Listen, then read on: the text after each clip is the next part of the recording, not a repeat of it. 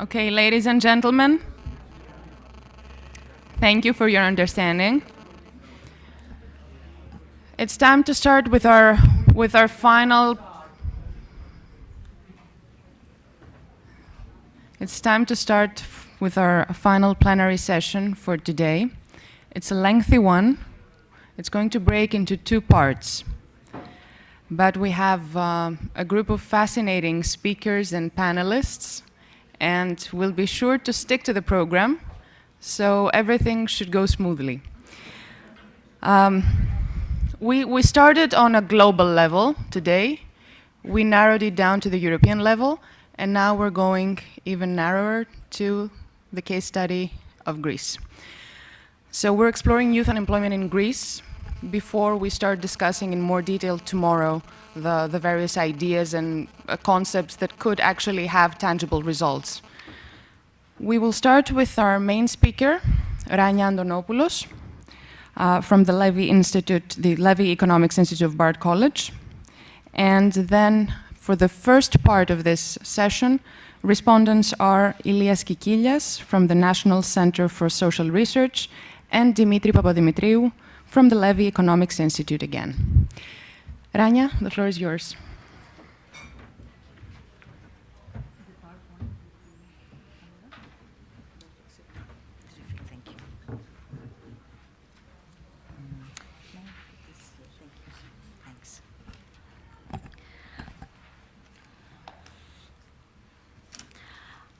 Good afternoon, ladies and gentlemen.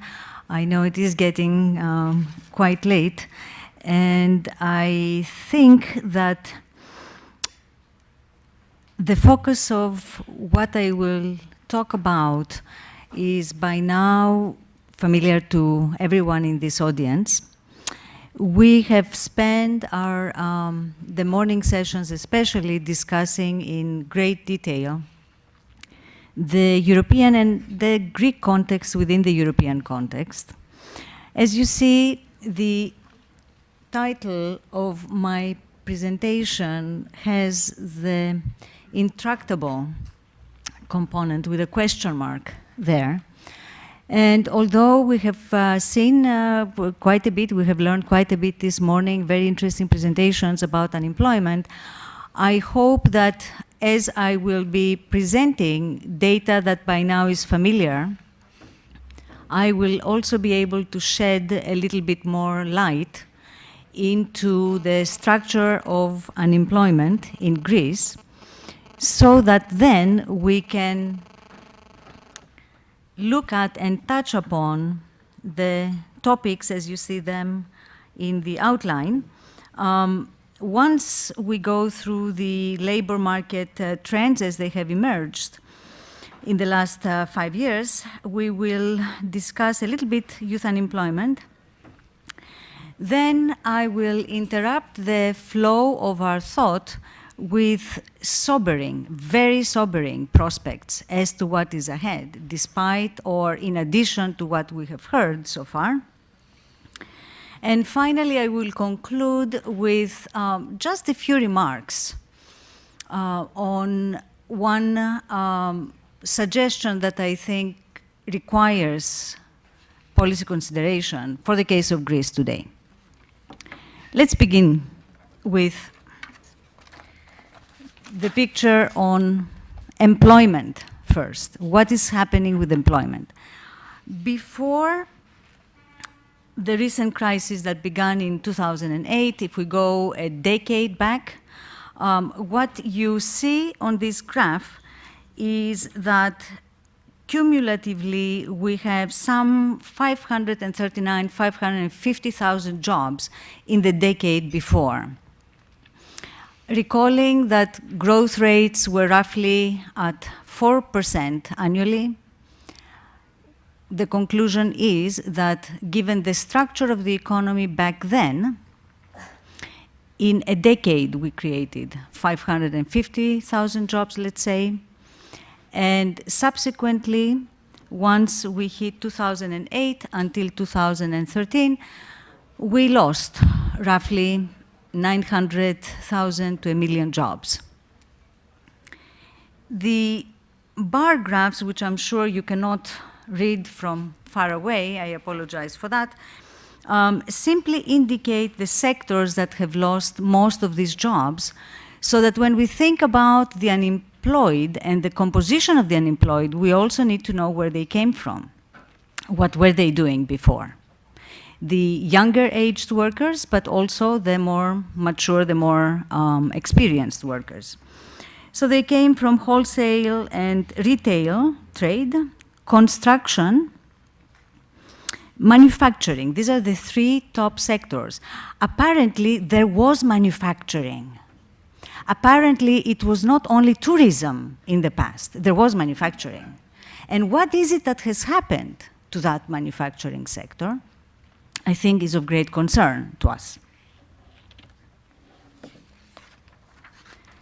When we look at unemployed persons, we go from 2008, from roughly 370,000 people that were unemployed, we had converged to the European average. We had come down very close to the European average. In any event, in that year, we were at roughly 8%, let's say 7.78% of unemployment. And by 2013, we have 1 million more. Now, let me stop here for just a brief second, because although we talk about the numbers, I want to make the comparison that you have heard before, but I would like to invite you to let that stay in your mind. Let it float someplace at the back of your mind.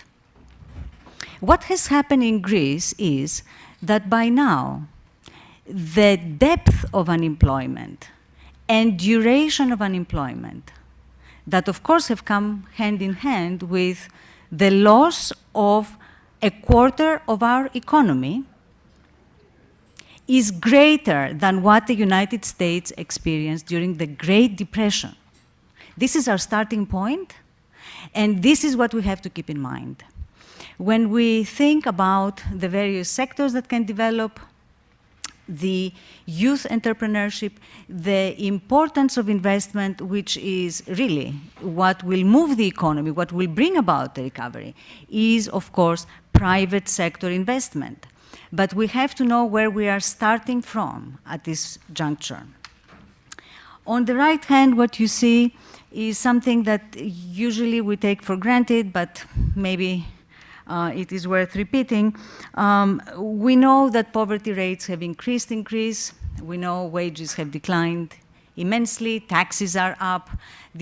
I don't need to reiterate or give details to this audience on these effects, but at the moment what we have in Greece is roughly 60% of private sector employees, 60% of private sector employees receiving less than 1,000 euros a month. 50% are receiving less than 850 euros a month. This is not net of taxes. With this background, of course, one would expect that there is a lot of in-work poverty. People are working, but they are in poverty, and some of that has happened. But there is nothing like a predictor about being in poverty as being unemployed. We have 45% among unemployed people being poor, whereas, among employed people, roughly 15%. So the link is indeed a valid one for the case of Greece as well. Unemployment rates, male and female, again, I think it is worth repeating. This has been the case for a long time. Labor force participation of women, roughly 10% less than men, more than that in the past. But the point I'm trying to drive at here is that despite the fact that women's labor force participation is lower than men, when it comes to the levels of unemployment, women in absolute numbers, not only in rates, which is what you have there, unemployment rates. But in absolute numbers, they were outnumbering men up until fairly recently. That has reversed itself with a small difference, but what that tells us is that unemployment is hitting women very, very hard, because the newly fired workers and employees are now joining what already was very high to begin with in terms of women. And now I come to the graph that I think we have to spend not a lot of time, but again, understand the image. We heard earlier correctly that the long-term unemployment rate in Greece is roughly around 40%. I think it is of extreme interest to look at the percentage among the unemployed themselves that have been in long-term unemployment over 12 months. So if we have roughly 1.357, million people unemployed, what you observe there is that by now 71% among them are in long-term unemployment. Over 280,000 people are still looking for work but have not worked for over 4 years. And as time goes by, you can see the graphs where, the bar graphs where the bluish color ends, that's where long-term unemployment begins. And you can see the picture that emerges. Yes, there is some slowdown in the unemployment. It has stabilized. Well, month to month you have a lot of variation, but the long-term unemployment is what is coming to haunt us. Now, overall unemployment by education level, if you look at the last two columns, it gives you the cumulative persons and cumulative percentages. So among the unemployed, essentially we have roughly 340,000 individuals that have not finished high school. Their level of education is the 3 years gymnasio, the 3 years of secondary education. And then we get to the next figure, where we see that 66% roughly of all the unemployed have an education level of high school, of secondary education, completed secondary education. If you were to add to that the technical school, so not non-tertiary but post-secondary level of education, we reach 86.5%. Therefore, the unemployed in the entire population, you can see it very clearly how many are from our universities. It's true that there has been a lot of outward migration of highly skilled, educated people, but you will also see shortly that the problem of unemployment today, and therefore what we need to handle, is centered around long-term unemployment and a particular cohort, both for the very young and for older aged workers, of a certain level of education. This is the material, this is what is staying idle at the moment, and that cannot be transformed with one seminar of 2 months, cannot be transformed really in a short period of time. It requires long-term planning, educational planning, skill development, and so on. So let's move on to now the youth unemployment rates. Horrendous, have reached anywhere between 55 and 60% in Greece. And you will see that I have added the 25 to 29.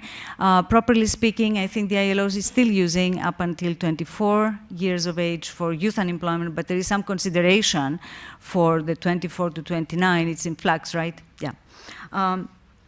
Please notice the horrendous number that the previous speaker referred to regarding gender and age, the combination, the deadly combination of gender and age when it comes to unemployment. For women that are between 15 and 19 years old, 78, 79%, 20 to 24, 60, 61%. So clearly, gender actually has this characteristic. Women are greatly, greatly affected across all age cohorts. Okay, so next one, by education, youth unemployment by level of education. And see what emerges here. First of all, you have about 66,000 people, 66,000 people among 1,350,000 unemployed that have a graduate degree. It is not a lot more or a lot less. I'm not making comparisons with other countries at the moment, although if you're interested, we can go into that. But what I want to draw your attention to is that is the red line. This is the level of education that the youth, the unemployed youth, have received. But of course, we have to keep in mind, that's why I have included up to 29 years old, that if you're 15, 16, 17 years old, of course, you do not have enough years on your back to have graduated from school. So in that sense, sometimes when I hear the argument, we have too many architects and too many of this and too many of that, right? Of course, we may have more than what is needed right now, but in terms of thinking how folks that are unemployed today can be absorbed, what are the possibilities for creating employment? And even if we were able to absorb the 66,000, even if 66,000 Greeks today, men and women that are young and highly educated, were to be provided the appropriate credit, set up and start up their own businesses, be successful in them, you would still have an immense problem at hand.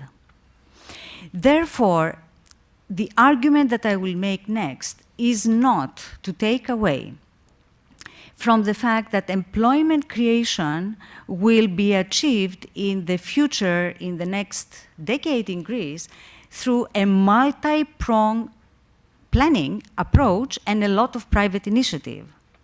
But where we are now, I will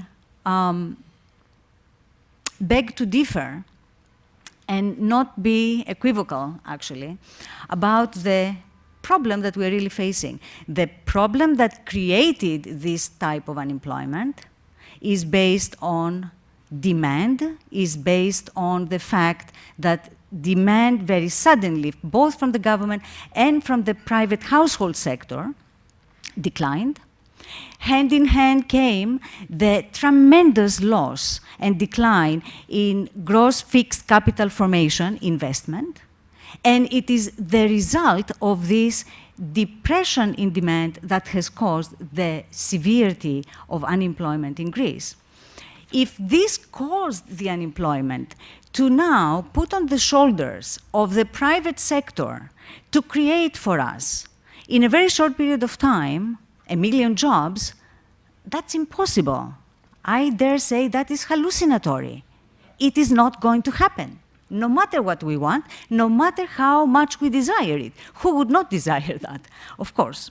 So, moving on, I think I'll skip this one because we have seen it.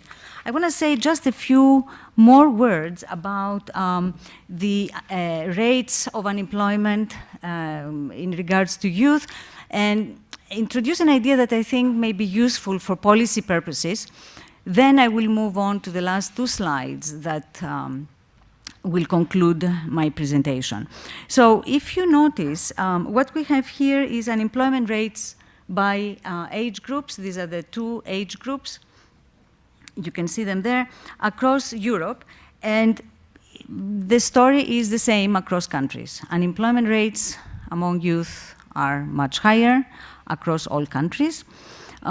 We have seen much more disaggregated in terms of age groups, levels, and also the changes that have taken place in the last 5 years. So this is quite familiar.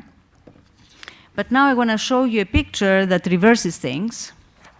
And what this picture does here is it shows us the share of age groups in the total number of unemployed. So it asks, and it shows in percentages, how many people beyond a certain age, are members, exist within the group of the unemployed. So in Greece we have 1,358,000 or 50, whatever, around that figure, and total unemployed, and the young unemployed are 173,000 people. Therefore, what you observe is that in the share of the total unemployed, the youth comprises a minority. And that is the case not only for Greece, but universally. Several speakers have alluded to it, but I think this shows it very clearly. Why is this important? This is important because both at the European Union, the Commissioner, Commissioner Andor, but also many leaders, including in Germany and France and so on, are concentrating on youth. Not that youth unemployment does not require special interventions, absolutely, and they have to have a lot of support.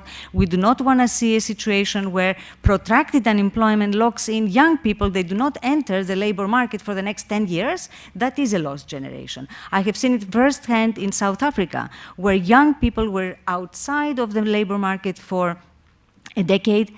It was impossible to move them back in. So this is not a wish. This is something to be avoided, of course, and interventions are needed. But when we say we're going to handle unemployment and we're going to create something like 440,000 job opportunities for youth, we don't even have 440,000 youth to create job opportunities. And in the meantime, we have many, many more that require some type of intervention today.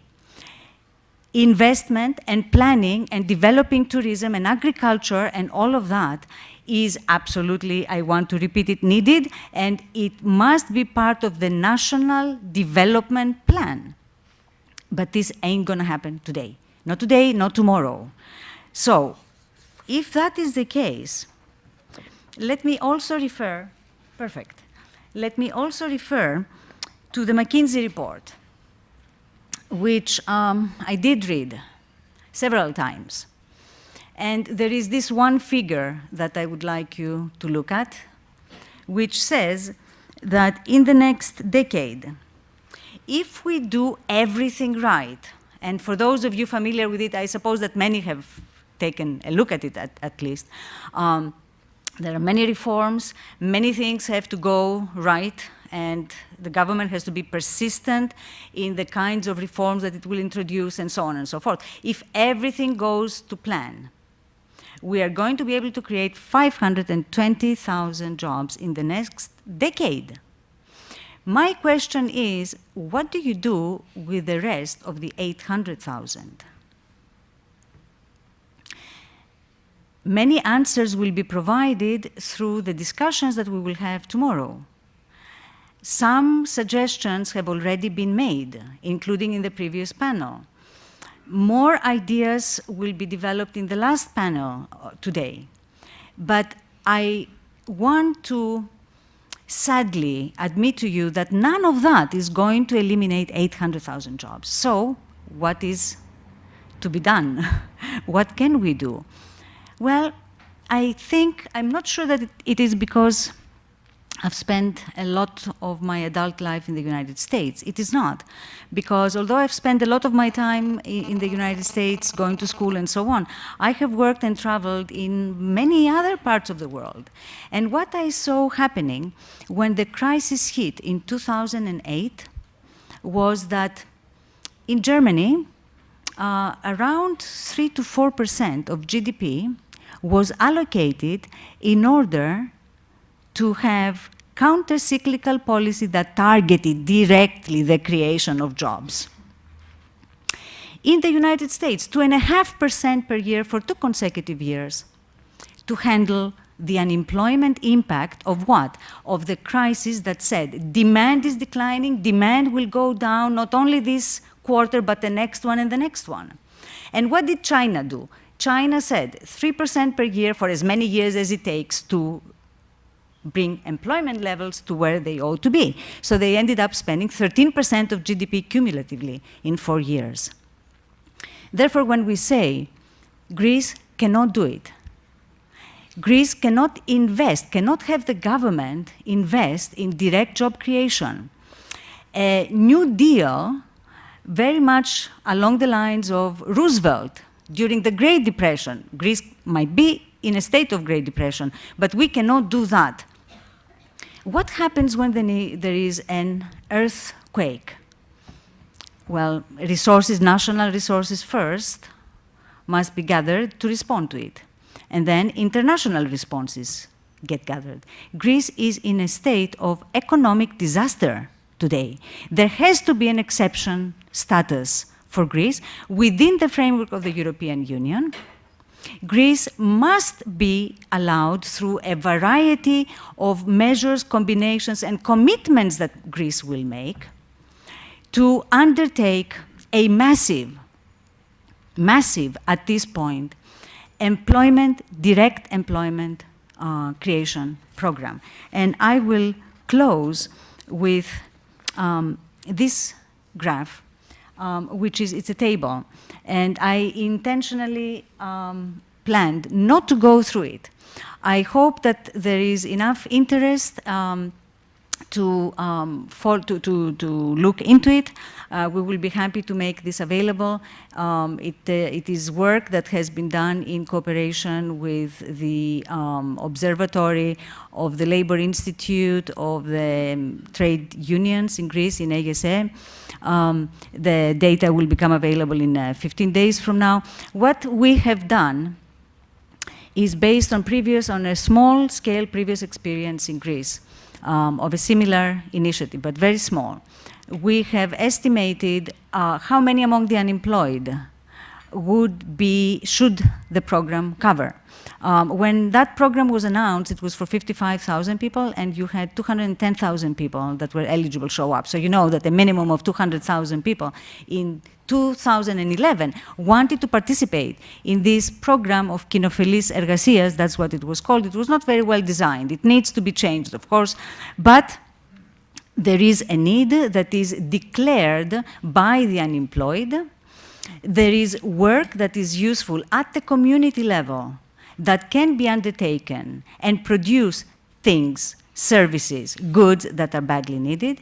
It will stimulate the economy. It will cover as a program itself by roughly 55% from the indirect benefits that it creates, including the return that any public investment gets in terms of added taxation, payroll, and indirect jobs that get created in the economy. We use the same methodology that that was referred to earlier with feedback loops and multiplier effects and so on. That's not really relevant.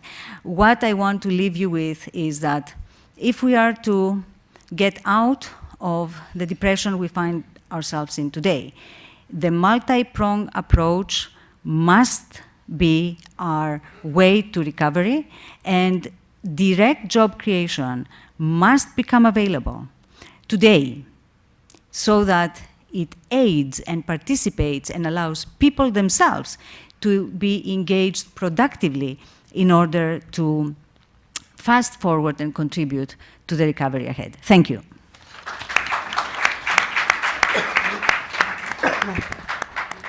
And we thank you. And I would now like to invite Elias Kikilias, Research Director at the National Center for Social Research, to take the first turn to respond to Rania Antonopoulos. Thank you very much. And after thanking the organizers for the kind invitation, let me just, in the first instance, give you a snapshot of a picture of the employment structure in Greece just before the crisis began in 2008. So we had, the employment was almost 4.5 million persons employed. 1 million of them, that is almost 20%, were employed in the public sector. So in the private sector, there were 3.5 million people working. Almost. The slide is not up, I'm not sure. You need to... No, I don't. I just have it to read it. Oh. This is not mine. I don't have a slide. Oh, I see. It's not for you. It's my notes. So, almost half of people employed in the private sector of the economy were self-employed. 1.6 million out of 3.5 million workers. The other 2 million, the rest 2 million, were salaried workers that means people employed under a wage or salary contract in the private sector. Out of them, almost 6% were employed in firms that their size, in terms of employment, were less than 10 persons. And actually, almost 95% of all employment in Greece, of total employment, is taking part in firms that employ up to 4 or 5 persons. This is the average, or the median size of a Greek firm of the private sector is around 4 or 5 persons. So, and almost 200,000, that is 0.2 million, salaried workers were employed in firms that they were employing over 50 persons. So why do I tell you all these numbers? In effect, only 5% of working persons could be considered to fit to the typical labor market model of an advanced country, which is an employee under some form of a wage or salary contract in a small or medium-sized enterprise. On the contrary, 3 out of 4 working persons in the private sector are either still self-employed or are working in a not small and medium, but a nano enterprise that is usually family-centered and family-run. Within this type, not of employment, but of social structure, because this is actually the picture of the social structure of Greece economy, it is obvious that the middle class is a bit different than the standard idea, and this has serious consequences for the political economy of Greece, not only for the past, but especially for the future. So in this context, my idea is that it is of secondary importance to seek for the typical labor market rigidities. Rigidities do exist, but the prevalence of self-employment and family-centered nano-enterprises implies that one should focus primarily on the economic regulation of product and services markets, and in a sense, the self-employed professionals are the true insiders in Greece. This is why the deregulation of professions meet much more social resistance than the reduction of minimum wages. In this setting, what would be the consequences of an orthodox IMF-type intervention to enhance labor market flexibility? Well, it is the evidence say that unemployment will rise beyond the level that is justified by the depression, and most of all, undeclared work and black labor is skyrocketing. And this is exactly what happened to Greece. But how this economic formation was utilizing the high-skilled youth in Greece? Even after years of persistent growth at an annual rate of 4 or 5%, unemployment was at 12% and youth unemployment at more than 25%. And let me give you some numbers of what happened the last 2 decades, the previous 2 decades, from early 90s to almost before the crisis, concerning the highly skilled youth. So, during these 2 decades, working age population increased by 7%. Graduates, university graduates, almost doubled. And youth with masters and PhDs were increased by 900%, almost tenfold. But this is the supply side. But what happened to the demand side? So, briefly, for every 100 highly educated young people entering the labor market, the economy created around 30 highly skilled jobs, and half of them in the public sector. And this reflects the dramatic failure of the Greek economy and especially its private sector to utilize an increasing supply of highly qualified young persons.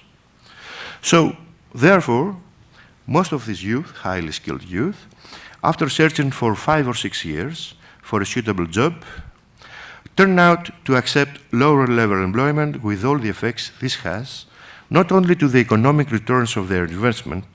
Recall that per capita private expenditure for education in Greece is the highest in the EU, but to their living conditions, their ability to make families, and things like that. But it is essential to call in mind that in Greece, for the last 2 centuries, family expenses and sacrifices for education of the children is a historically stable characteristic of our society. This is because higher education was one of the main pathways for social advancement and upward social mobility. So the weakening and deterioration of the social prospects of the children of middle-class families placed an ever-increasing pressure to the political system to expand public employment and expenditure beyond sustainable limits.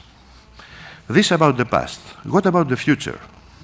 Well, I think that there are actually 2 fronts. First is the external, that is, actually, I don't believe it's within our reach. That is, what is the external front? Is how to confront the fundamental flaw within the European Monetary Union, that is the European asymmetry, and in a brief work to include the unemployment rate and the poverty rate as a macroeconomic policy target equally important as the levels of debt, deficit, and inflation. But this is out of our reach as a country, as a small and weak country. So, what about the internal front? We should create, and everybody talks about it in Greece, a national strategy plan and a growth roadmap. Let me use a metaphor. It's not my invention. So, let us think of the economy as a train, where the locomotive, the steam engine, is what it's called the internationally exposed sector of the economy, or it is called the tradables sector, and then all the wagons of the train are the sheltered sectors, the non-tradables, the sectors that where products and services are locally produced and consumed. So, for each advanced country, okay, thank you. For Greece, we have to enhance and expand the locomotive power of economic growth. That is the tradable sector, the international exposed sector. Contemporary productivity levels imply that in my estimations, economic sustainability requires an international sector of at least 1/3 of GDP. It was 25% in early 2000 and reduced to 20% because of some reasons in 2009. So, what means to build and expand this kind of locomotive of steam engine? It means intervention, especially in the economic regulation framework of industry and productive services, transition from the present system of price income guarantees in agriculture towards innovation and quality, intervention in tourism, and especially define the core priority products and enhance quality. And in terms of human resources, is to boost entrepreneurship, but we'll talk about it in the next panel. Most of all, to provide employability skills, because recent surveys shows that even today in Greece, there are 30% of employers who say they do have vacancies, but they cannot find suitable workers, especially highly skilled youth. Of course, a lot of interventions to school to work, to apprenticeship programs, and work-based learning strategies, and especially the vocational system. But We should not expect unemployment to be absorbed by the expansion of the tradable sector. Well, because while this is truly the locomotive of growth, but total employment level in advanced countries depend on the employment share of the sheltered, of the non-tradable sectors. And in order to enhance the employment potential of this sector, we should primarily focus on two fronts in Greece. The first is to create jobs potential through the reform of social policy that is currently based on benefits, that is, reverse the social policy structure in favor of the provision of much needed social services, childcare, family services, services for older workers, and career counseling services, job training, job search training services, and things like that. But, and this is the more important, through innovative service delivery systems based either on public-private partnerships or in direct outsourcing. This would create thousands of jobs. And secondly, to reduce the monstrous tax wage that is nowadays at 40%, the tax wage for low-wage, low-productivity jobs and the newcomers to the labor market.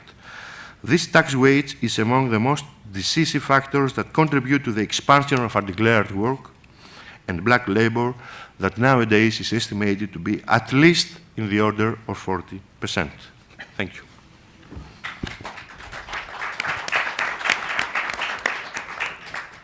And thank you very much. And now I would like to ask Dimitri Papadimitriou, the president of the Levy Economics Institute of Bard College, to take his turn to respond to Rania Antonopoulos' main speech. First of all, I want to thank the Foundation for the opportunity that has extended to me the invitation to speak at this very important conference.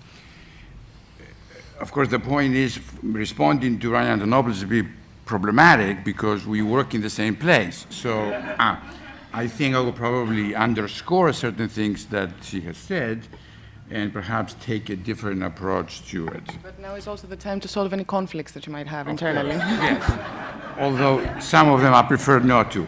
But nevertheless, what I will say actually is drawn from the work of Hyman Minsky, who is best known for his insights on the endogenous generation of financial instability. Minsky, however, extended his work on financial instability to include the exploration of policies that ensure full employment, linking the stability of the real economy not to investment per se, as most economists of his day and now firmly believe, but to the stability of consumption. While private sector investment is very important, government policy has little influence in stabilizing it. Stability of consumption, however, can be influenced by government policy that targets full employment, and Minsky proposed an employment policy that Rania Antonopoulos mentioned, didn't really detail, although I would have preferred that she had done that, nevertheless at other time, that can ensure the level of full employment and thus stabilize consumption. Consumption in Greece, as we know, is still the primary factor of aggregate demand contraction. And as you can see, even though of late is not a precipitous drop as it was in 2010, nevertheless it's still going down. And that is basically in concert with the derived, with a dramatic drop of the real and nominal wages, which, if you can see, they approach about 25% in real wages, much lower than in 2010.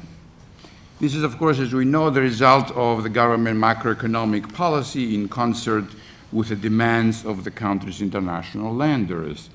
Thus, the policy of lowering unit labor cost has been achieved, but the result of increased net exports failed to offset the decline of public consumption and have fallen very short of expectations. This, of course, is in contrast to what Jeff Sachs said earlier this morning, even though, to be sure, everyone agrees that exports are very important. On the other hand, in this particular case in Greece, they are not important because they don't take place in the relevant time. And also the export elasticity, this is an economic term, is very, very low for Greece.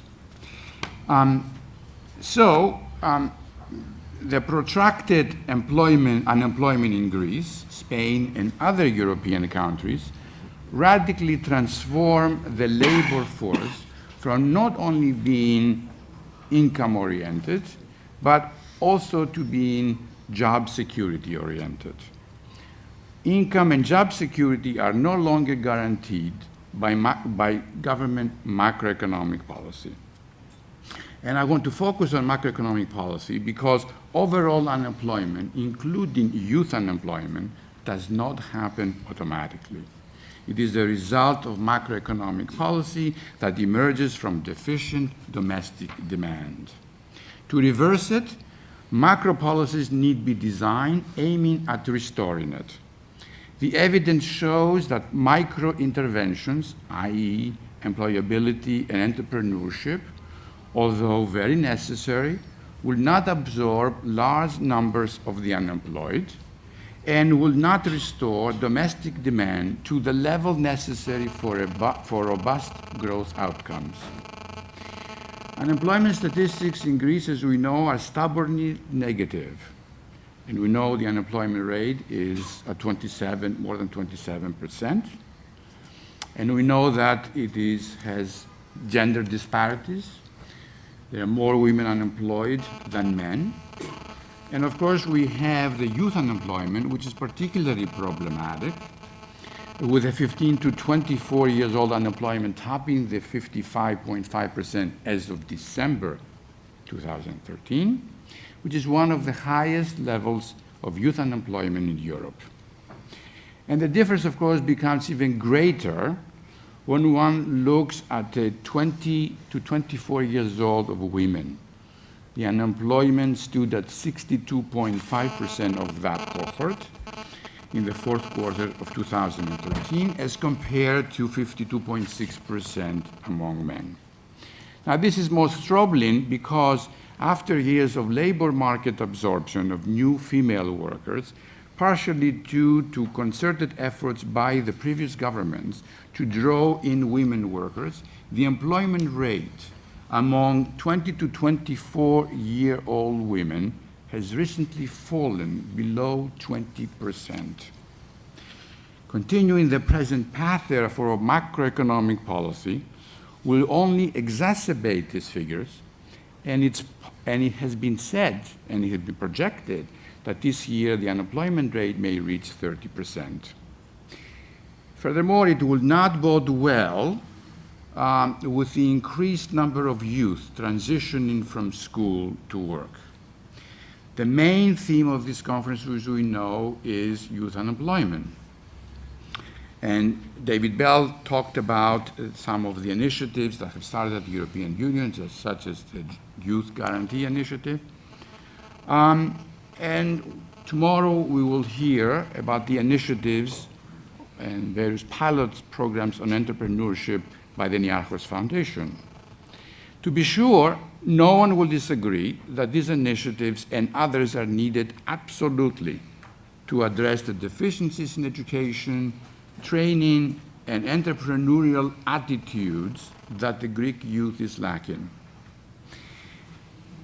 But it will be important to recognize, as Professor Antonopoulos indicated, that that group, even if you include those besides the 15 to 24, but also 25 to 29, represents only 1/3 of the unemployed. And although Greece has introduced a host of reforms targeting female and youth unemployment, mainly through wage subsidies, these interventions have been focused on employment preservation in the private sector, with much lower than the expected outcomes. concentrating exclusively on retraining, upgrading the skills of the unemployed youth, can surely improve the country's economic condition, but will not rehabilitate domestic demand and stabilize consumption. On the other hand, anecdotal evidence shows that the level of job mismatch in Greece does not seem to be a significant problem. I know that Mr. Kikilias indicated that some are difficulties, but we know that the evidence shows that a large number of highly trained workers, absent of job opportunity, are forced to seek their fortunes abroad. An important matter that should be noted when discussing entrepreneurship is the distribution of employment by professional status. Now, if you compare Greece with the EU 27 and EU 17, you'll see that what we call employees in EU 17 and EU 27 are about 85%, and the corresponding percentage in Greece is 65%. It was 65% in 2008, and it's now 62% in 2013. So, in addition, the size distribution of enterprises, as Mr. Kikilias indicated, is really skewed towards a very small 1 to 10 employees. Finally, a macroeconomic issue affecting entrepreneurship is credit availability for startups and small and medium-sized enterprises. Now, this was mentioned by Jeff Sachs as well as Richard Freeman. A recent report of the ECB shows that as of February, this is actually the loan portfolio in the Eurozone. And you can see that it's going south, and it will continue to go south. And if you were to look specifically for the corporate sector, look what's happening there. Now, for Greece, this is for the Eurozone. For Greece, the declines are much sharper, and the real interest rates charged to corporations averages 8.3%, which is the highest rate since Greece became a member of the Economic and Monetary Union. As the economy collapsed, savings were depleted to cope with economic hardship. Taxes rose, leading to capital flight. As we know, Greek banks are shouldered with a large number of non-performing loans and fewer depositors than in earlier times, are undergoing a sharp deleveraging exercise, with balance sheets shrinking due to both write-downs and extraordinary weak lending, restricted only to the credit-worthy. The challenge is then how to institute a financial structure that would ensure adequate credit availability, specifically for the startup entrepreneurs. Let me conclude by coming back to wherever I started, which is with Minsky. His argument was for introducing an active labor market policy, not only during crisis, but also with a long-term view. He advocated an employer of last resort policy. There's been a lot of talk in Greece about this. A nationally based permanent public service program to function as an automatic anti-cyclical stabilizer. To eliminate forced idleness and foster a more inclusive society, Minsky proposed that unused, willing, and able labor be paid a fixed wage to engage in socially needed work. When the economy recovers and the private sector expands, better paying job opportunities will attract those workers from that out of that program. This is the type of a new deal for Greece. As Rania Antonopoulos said, Greece by the end of this year would have lost 27% of its output. This is worse than the Great Depression in the United States. The answer to the United States depression was a New Deal. This is the only thing that can solve not only the youth unemployment, but the unemployment and the catastrophe that's taking place in Greece now. Thank you.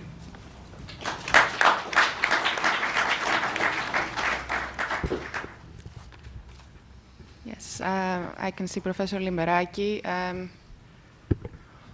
Just please wait for the microphone, otherwise we won't be able to hear you when we play the video again.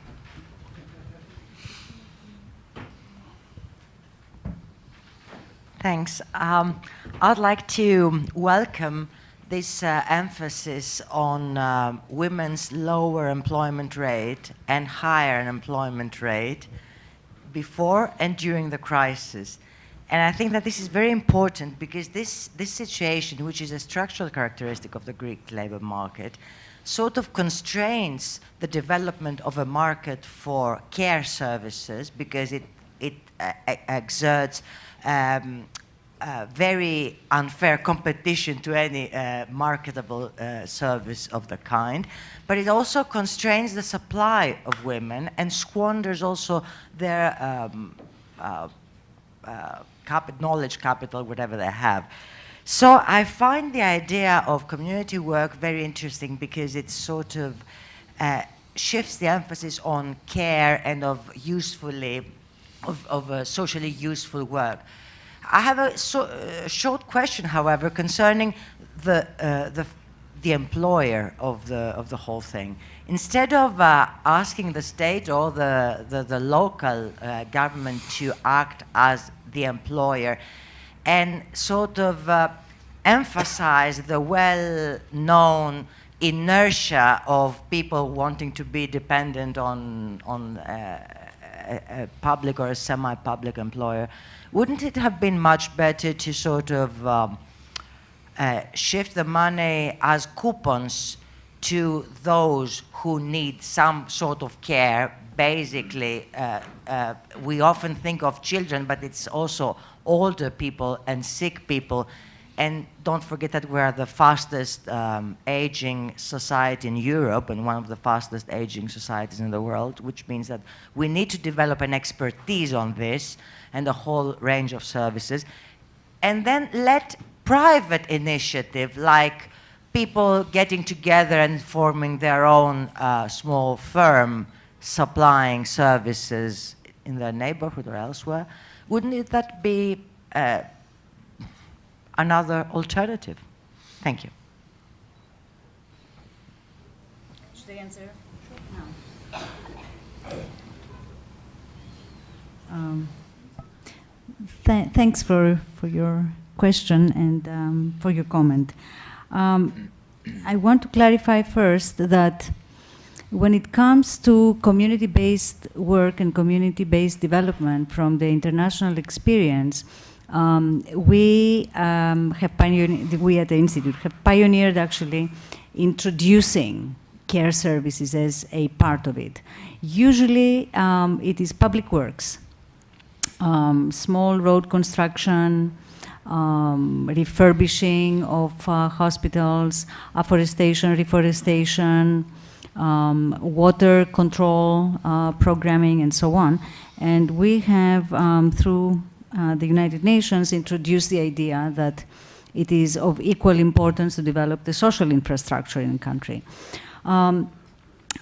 I have the following, it is a personal take on your question, okay? It is not some agreed upon sort of idea, but I have a bit of difficulty seeing that services that we call public goods get provided by the private sector. That type of outsourcing I have a lot of difficulty with because I have seen in practice how it works. There is there is quite a bit of experience in that actually internationally, where there are small cooperatives that are run by women autonomously. But what is important is first the devolution of funds, whichever way you look at it. It is the state that is providing the funding. So if somebody has a sort of a resistance to the basic idea, and this is the basic idea, this is sort of the take-home idea. We know that we are under severe pressure from a fiscal point of view. There is no alternative. We call it TINA. There is no alternative to get onto a recovery path unless there is investment. Investment can come only from 3 different sources, either private investment, public investment, or households that are investing in buying homes and durable equipment. The export sector can be the engine, but unless we imagine that Greece is going to become, I don't know, Thailand, we cannot become a country that exports 60% of GDP. You will still need the private investment and the public investment that is geared towards non-tradables. So whether we go through one scheme or another, the basic notion here is that you need counter-cyclical policy, that the private sector is not doing it right now. You do not want to get a public sector that is augmented permanently. So what is needed is temporary programs that absorb the surplus labor. That is the basic idea. Because I have heard it so many times again in this meeting, I feel very compelled to take a few more seconds to say the following. The Greek state may be accused of clientelism for decades, corruption for decades. It cannot be accused that it hired people that were above the European average. The public employees in 2008, there is a study by the ILO, not my study, were less in Greece than they were in France and in other countries in Europe.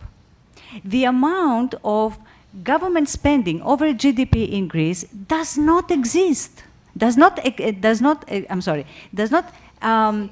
exceed, thank you very much, does not exceed the European average. To rationalize the functions of the state and to be able to deliver in a more productive way for the citizens the services that are needed, that's a different question. But this obsession with we have to shrink it and we have to shrink it, I think that the permanent needs need to be covered by permanent public positions.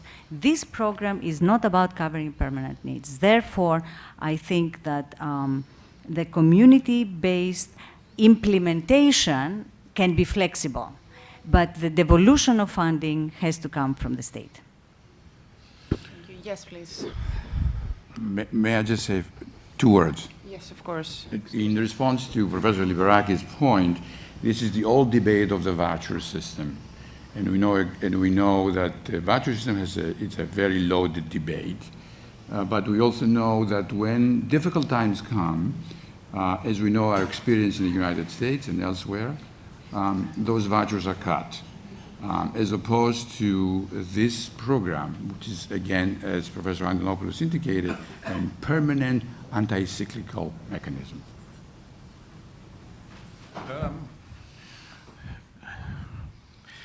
I fully understand the macroeconomic part of the argument.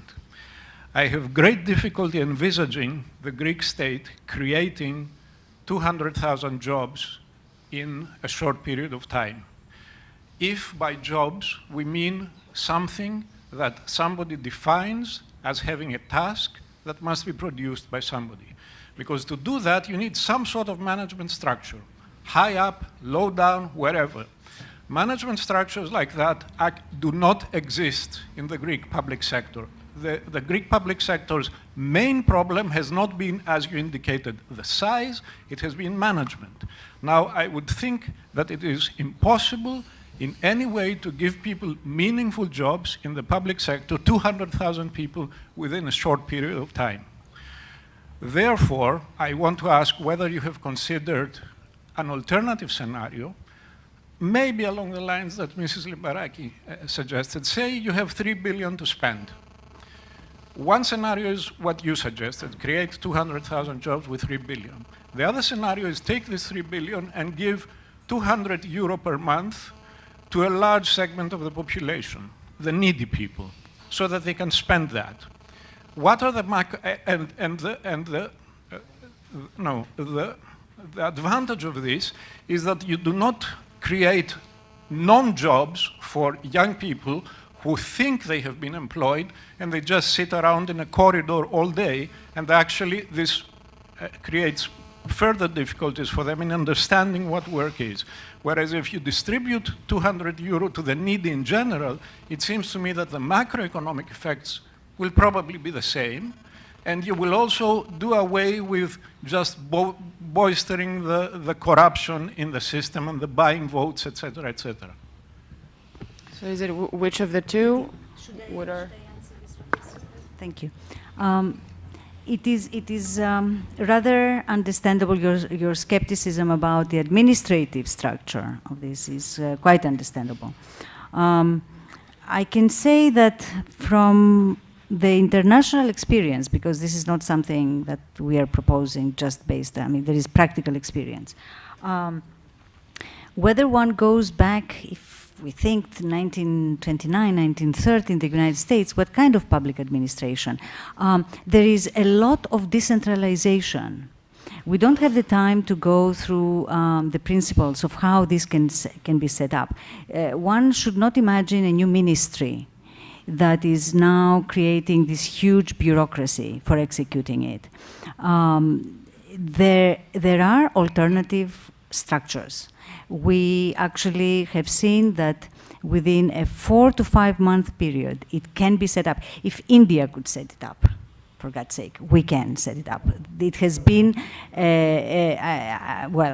it has been quite, the alternative structures have to be studied, and that is without taking away from it being a concern. I'm not suggesting that there will be no difficulties, but I do want to respond a little bit more concretely to your suggestion about cash transfers, because that's what you are talking about. It is there is a huge difference between them and what we propose. What we propose is skill enhancement, actually. It is avoiding the loss of skills. It is contributing and participating in the effort of reconstruction and recovery of a neighborhood, of a community. It looks at the person that is unemployed as somebody who potentially can and wants to contribute to the public good, to production of goods and services, and so on. The other one is more about, is the standard fare for poverty alleviation, and it has been tried in many countries. It increases income to some extent, but if that is what one wants to achieve, that's quite separate. Actually, the cash transfers are being used in Europe and in many other countries to fill in the gaps of the working poor, not of those that are forced into idleness. So long-term unemployment and being outside of a labor market environment in general has a host of problems, and these are the kinds of problems that the job opportunity at the community level attempts to respond to, not the $200 or $300 or euros that you're missing from your income because everybody is working, there is no more time, no more people to work, and therefore you have an income gap. That's something else and something separate. And I think it is best to look at them very separately. Thank you. Thank you. Let's take one more question. Professor Lerman, you wanted to ask something. One more question, and then we can move to the second part of the panel and continue the Q&A after that. Yes, just a quick comment and then a question. The quick comment is about the construction, loss of construction job. That's a very interesting point, and I think it relates back to my earlier suggestion about building projects in communities. But the question that I have is, I wasn't really able to understand what this cost of the job creation approach through direct creation you had in mind. But I think it is worth looking at that and comparing it to what we tried, which seemed to be cost effective in the United States in the late 70s, called the New Jobs Tax Credit, which was an incremental credit. And that was proposed also in this latest round. And to compare the net impacts and maybe have some combination of the two, but I would say it's worth it to kind of lay out, and I didn't quite follow it, you had a big table there, of what is the magnitude of the dollars euros you're talking about in comparison to the budget, in comparison to what you could feasibly get out of a program, and then make a comparison with an incremental credit for creating additional jobs. By the way, one of the things about the incremental credit for creating additional jobs, if it's administered properly, you bring jobs above board, and that has its own positives. The standard actually counter-cyclical magnitude of these kinds of programs. By the way, there are some countries like Chile that has a proximate income per person per capita, like Greece, a little bit lower. But in any event, there are countries that have adopted it as a permanent mechanism. In other words, the minute unemployment rates hit a rate that is above the average of the previous 2 to 3 years, automatically the program gets activated. So the kind of administrative structure that one creates, I know it's new in terms of thinking, especially in the context of Greece, but once upon a time there wasn't an educational system and we needed to set up a structure to support it.